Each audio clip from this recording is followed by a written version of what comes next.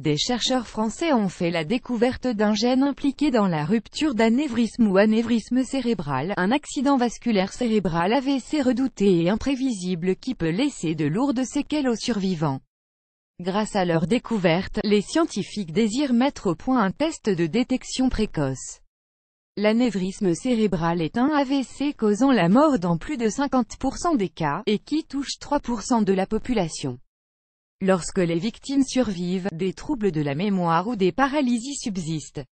De récentes recherches menées par l'Institut du thorax et du CHU de Nantes ont permis la découverte d'un gène jouant un rôle dans l'anévrisme cérébral, une trouvaille relatée dans un article de l'American Journal of Human Genetics du 4 janvier 2018. La rupture d'anévrisme cause chez la victime une hémorragie plus ou moins importante autour du cerveau, dont les conséquences sont très graves même en cas de survie.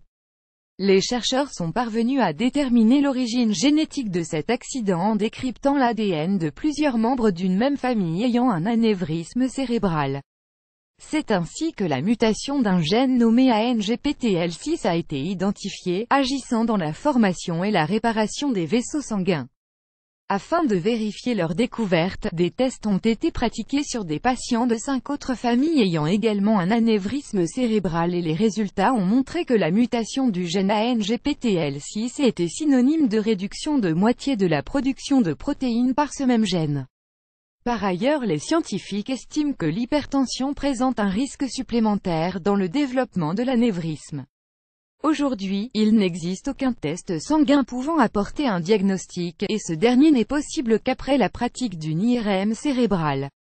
Les chercheurs pensent toutefois pouvoir élaborer un test sanguin relatif à la mesure du gène ANGPTL6 afin de détecter rapidement les risques de rupture d'anévrisme.